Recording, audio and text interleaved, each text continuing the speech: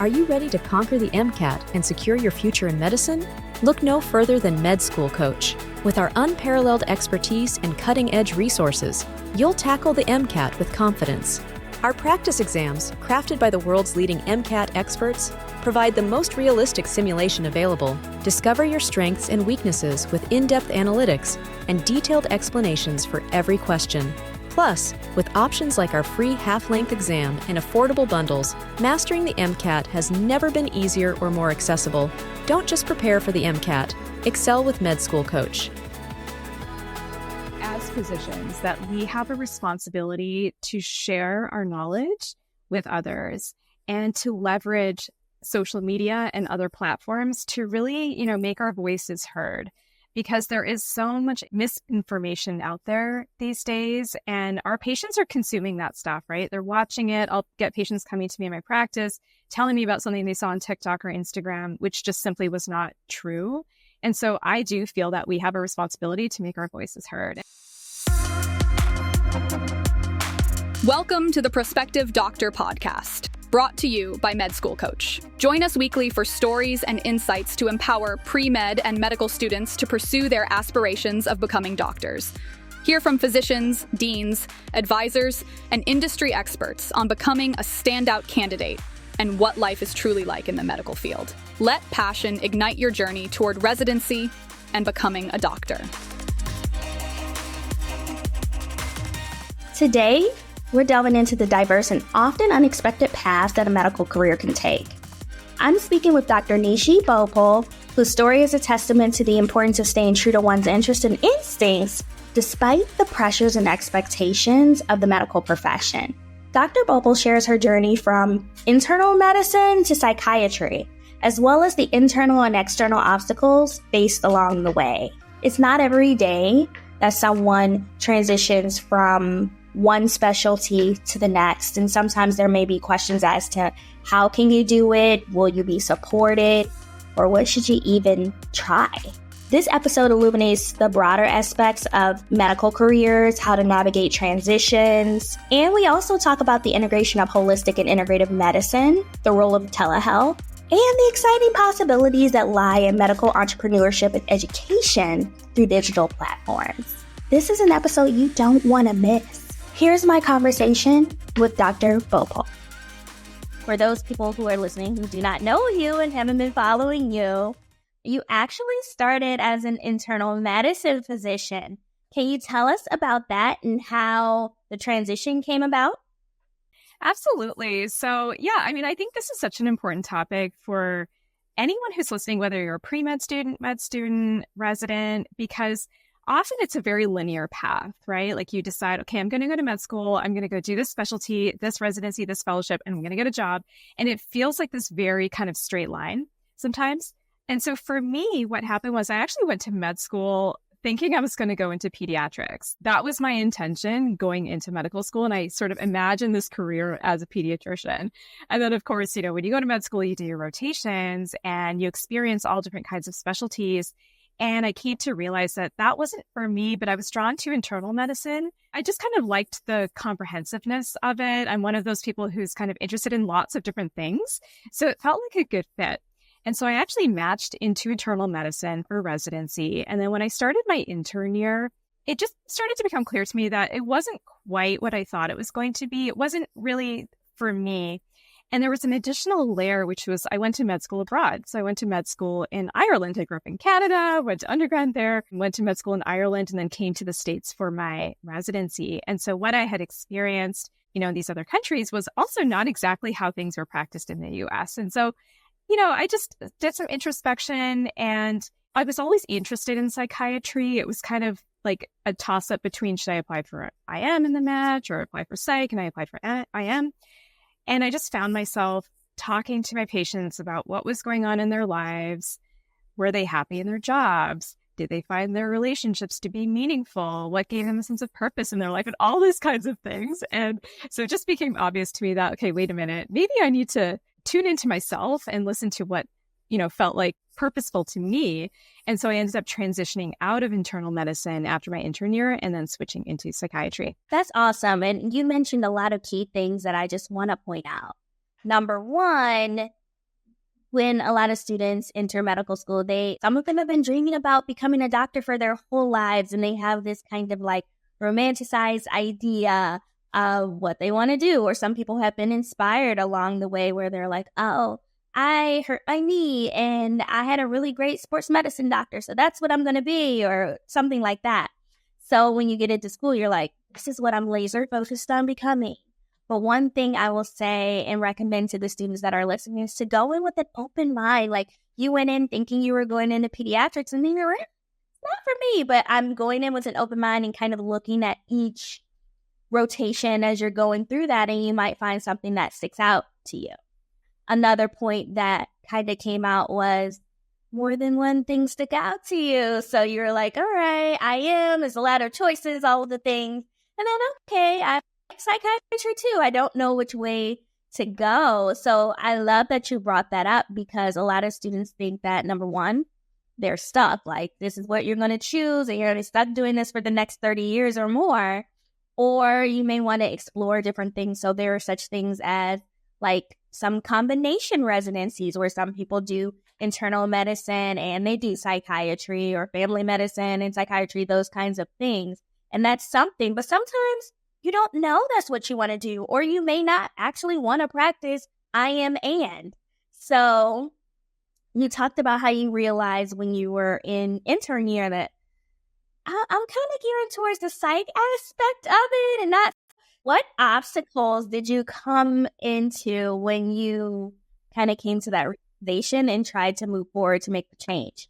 The way that I would think about those obstacles is there's internal obstacles, right? So like my own thoughts and feelings about this whole process of switching, then the external obstacles, right? So the actual logistics of switching into a new residency program. So internally, there was a lot of confusion for me of like, oh my gosh, like, am I making the wrong decision? How do I know I'm not just jumping into something else? What if I don't like that? Then what am I going to do? So all of these kinds of questions and doubts would come up in my mind, even from other people around me, other residents or attendings, or even my family members. Many of them were like, but why would you want to switch? Like, you're in this good program. Why would you leave that and go do something else? And what if you don't like that? And, you can have a very prestigious career. If you stay in internal medicine, there's all these amazing specialties you could go into. So what if you just stick it out and do that? I had one attending tell me that, you know what, I don't really respect psychiatry, so I think it's a bad decision. So, right, so you will hear all of these kinds of things from people. Maybe it's different now, but, back then, these were the kinds of things that I was dealing with. And so that, of course, added to my confusion and my doubt about, oh my gosh, it's like, is this the right thing to do? But I knew in my heart that the career path that I was on with IM, it just was not for me. And I had been exposed to psychiatry before, so it wasn't an impulsive decision. My father's a psychiatrist, so I'd done lots of rotations in it. So I had a lot of exposure. So I think that's really important too for people who are listening, is to really expose yourself to these different possibilities. Sometimes people don't realize, I think residents don't know, that there is kind of a match outside the match. So there's that initial match when you go into your residency or your internship, but there's often unfilled spots in programs. And then the residents can be accepted into programs even outside of the match, after their intern year. So how it worked for me, and again, I'm talking like, over 10 years ago now, so I'm not sure if the process is different. But what I did was I just started contacting psychiatry programs. I contacted the psychiatry program at the hospital where I was doing my IM residency. I contacted the program director there, and I contacted other programs across the country. And I just started interviewing, and they were like, yeah, sure, let's talk and see, if this is a good fit. And so I did my residency at Henry Ford Hospital in Detroit, Michigan. And I contacted the program director there, and she was super nice. And she was like, we would love to have you, but we don't have any spots open for next year. So I interviewed at different programs on the East Coast, in the Midwest, like all over the place. And I actually had some good opportunities lined up. And then at the last minute, the program director at Henry Ford called me and was like, someone just dropped out for next year, so we have a spot for you if you want it. And I was like, yes, I will take it. Because on top of switching residencies, I didn't want to go through the process of packing up and moving across the country again. Like, I just moved from Ireland to Michigan, and it's my first time living in the US. And so it was like this whole thing for me. So it just worked out so seamlessly. So again, it's another example of being open to the possibilities and being a little proactive to go after what you want to do. I love that. And speaking to a lot of physicians and students who are going through the progress test just through this podcast, I think that the process is the same.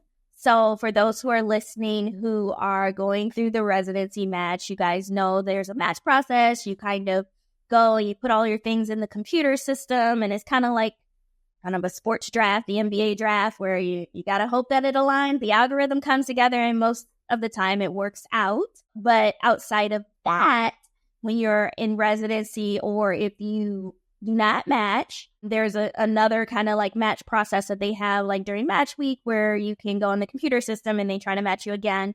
But after that process, if you haven't matched or you're thinking about switching specialties, there are some online forums where residents are talking about resident swap. There are, and then some other ways in which you can see what programs have unfilled spots. Sometimes even after the match that I've seen even this year that there have been new programs that have popped up where they're like, we're looking for 15 residents like now. So just keep your eye out, talk to people, utilize your connections, network, and try to do your deep dive if you find yourself in that position. But you are also saying that you called around, you figured it out, you did all the things, and you kind of just knew that it was for you. And despite knowing that this is something you wanted to do, there were some people who had their own preconceptions about psychiatry. One of your attendings said that they didn't even respect the field, which is crazy, especially being in internal medicine where we kind of work hand in hand. And I'm a family doctor, but you kind of get the psychiatry cases first. So all the respect. Looking to boost your MCAT score by 10 or 15 points? Med School Coach offers personalized one-on-one tutoring tailored to your specific goals. Our experienced tutors will work with you to create a targeted plan and guide you every step of the way. Join the 10,000 plus students who have trusted Med School Coach to conquer the MCAT and gain admission into medical school. Visit medschoolcoach.com now and use the promo code PODCAST to receive a 5% discount on your first session. MCAT tutoring from Med School Coach. Get started today. How do you kind of tell someone who is also going through similar things where maybe they aren't thinking of switching specialties, but maybe they're thinking of a field in which people didn't think was right for them, but they know that it is?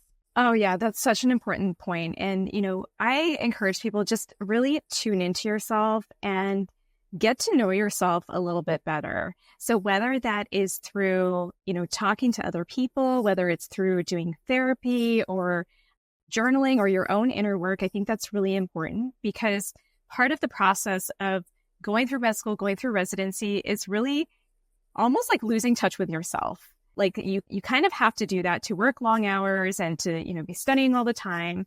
And you lose touch with who you are sometimes. At least I'm speaking from my own experience. I know it's not true for everybody, but I think it's really important to come back to yourself and really, figure out what is it that you want? Why did you go into medicine in the first place? What do you envision for yourself in your career? The other thing, though, that I recommend is really exploring what options are available. Because again, for me, when I was in training, I didn't know there was a whole world of entrepreneurship for doctors. I knew there was non-clinical things that people could be doing, but I didn't really know what that meant or like what the possibilities were around that. And what I'm doing now, 10 plus years out of training, out of fellowship is not at all what I ever thought that I would be doing. My career looks so different. And I never even imagined I'd be doing the things that I'm doing now. And some of the things I'm doing now weren't even an option back then. Like these things, some of the things I'm doing, they didn't even exist, over a decade ago, right? So just, again, being really open to those possibilities.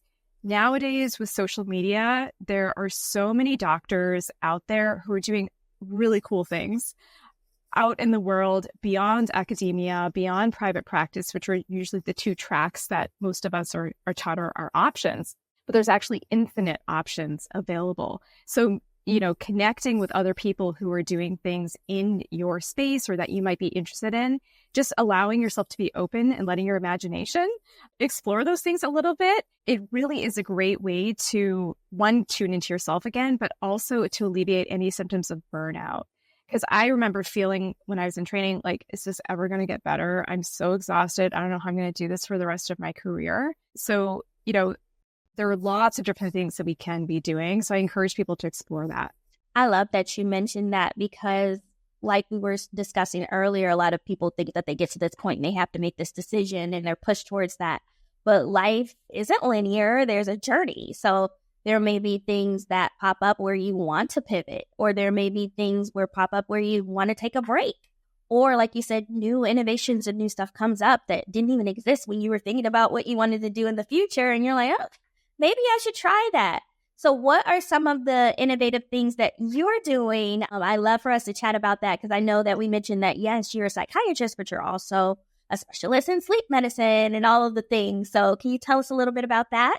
Sure. So some of the things that I'm doing now, so I've kind of got two big buckets that I work in. So one is my private practice. It's called Pacific Integrative Psychiatry. And so it's a telehealth practice, right? So even just a few years ago, like before COVID, I never imagined having a telehealth practice. That wasn't even a thing to me. Like I knew people were like doing some telehealth stuff, but like I just never imagined that that would be my practice. So now I have a fully online practice.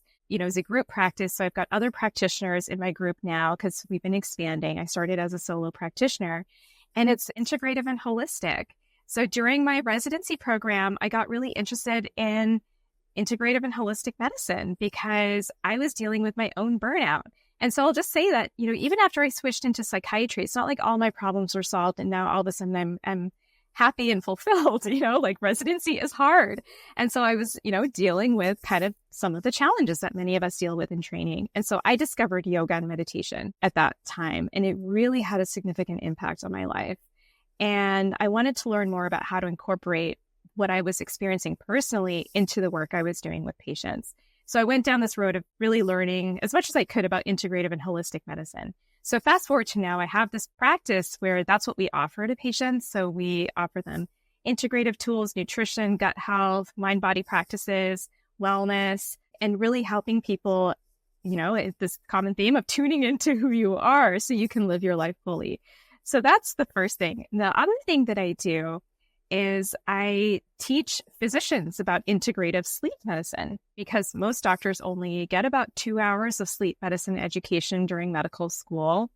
I don't remember learning a whole lot about sleep during residency either, yet all of our patients have to sleep, right? So it's so foundational. And I just saw that there was this knowledge gap, and I was getting curbside consults from my colleagues asking me about their patients' sleep issues. And I just saw there was a need for more education in that space. So now I have a YouTube channel where I teach physicians and therapists all about integrative sleep medicine. And that has led to the creation of online courses. So I've got an online program. It's called the Clinical Sleep Kit.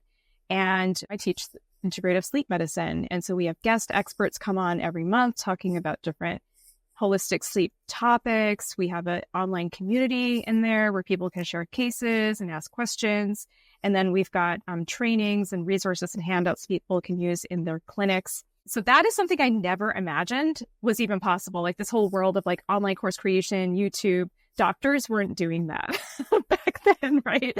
So I just never even thought that that would be a possibility. But it's just an example of, of seeing where there's opportunity for yourself and doing things that really light you up. Because I love teaching, I love content creation. And so I found a way to kind of bring that into my work. I love that. And then I also love that you are bringing the education from another realm. So we educate our patients through the clinic and things like that. But now you're educating those who will go on to educate others. So there is so much need for like knowledge of sleep. I personally went forward and got a lifestyle medicine certification because we're teaching all of these patients like how to survive and how to live. And like you said, we'll get like 2 hours on a topic that's foundational. Like you need sleep for all of your organs to function, for your brain to function. So like, why not educate us on the things that we need to know about, like things like that, as well as educating us on things like entrepreneurship and like how to run a private practice and stuff. So it'll be really interesting to see how things evolve in medical education with the advent of AI and all of those things, but also this more holistic and kind of like embracing of social media, because before it was kind of like shunned, like don't educate your patients on TikTok and Instagram and YouTube.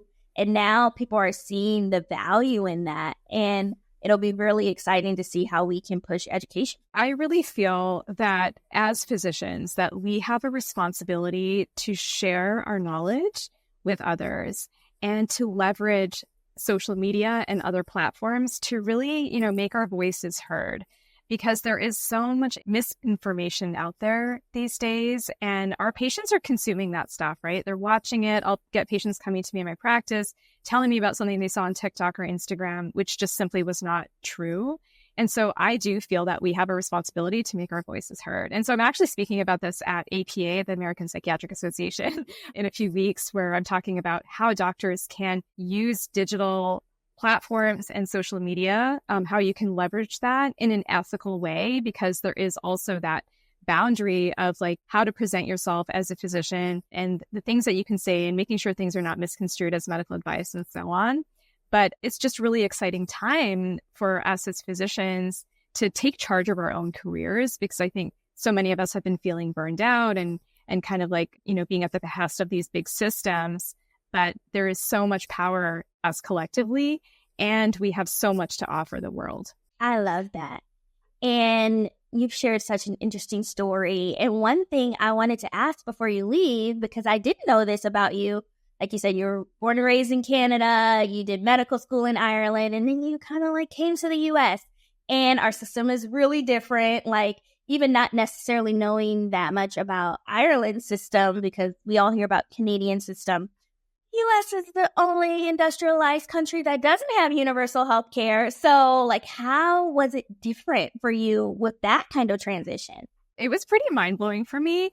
Like, even when I first learned that people had to pay for an ambulance, I was like, what? Like, I could not wrap my head around that. Like, I'd never even heard that before, like that was when I was in my first month of residency in the US. Like, I just couldn't understand it. And, just healthcare costs and people going bankrupt or, going into severe debt because of healthcare, all of that was completely astounding to me. Yet it was really interesting as well to hear the perspectives of people who had grown up here, feeling that this, quote unquote, socialized medicine was like this horrible thing that should not be, implemented in the US. I mean, this is a big topic and there's lots of challenges, and, there's also problems with, the healthcare system in other countries too. It's not that there's one system that's perfect. It was quite a culture shock for me, to be honest, when I first started really working here. I had some exposure to it when I was doing rotations as a med student, but I didn't really experience it firsthand until I was like working with patients on an ongoing basis in my training. That's awesome.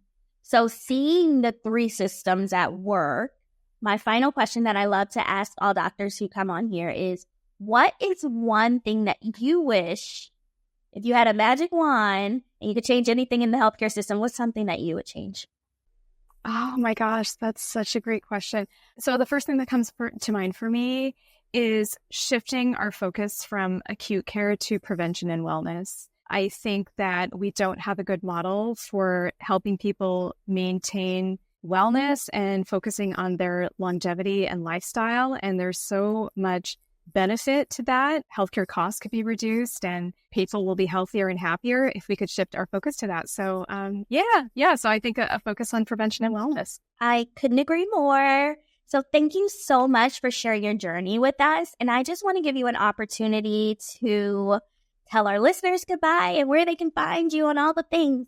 Well, thank you so much for this opportunity. And I hope it was helpful for your listeners. And if anyone wants to reach out to me, feel free to do so. You can find me on my website, pacificintegrativepsych.com, or you can reach out to me via YouTube. You can find me on YouTube at IntraBalance, INTRA Balance. If you like this episode, please share it and make sure to subscribe anywhere you get your podcasts. You can also find me, Dr. Erkeda DeRouen, on Instagram at Dr. DGram, DOCTOR, the letter DGRAM, or on LinkedIn under my name, Erkeda DeRouen. See you guys next week. Each episode of the Prospective Doctor podcast is brought to you by Med School Coach. To access articles, videos, webinars, and free tools to help you succeed on your journey toward med school and beyond, visit our website, prospectivedoctor.com. We hope you tune in again next time. In the competitive world of medical school, your application is the first look advisors have into what makes you shine. But where do you start? Luckily, Med School Coach has the expertise to elevate your application to the next level. From crafting a compelling personal statement to developing a narrative for your secondary essays, we know what admissions committees are looking for, and we're here to help you develop your authentic voice. Visit medschoolcoach.com for more on application support.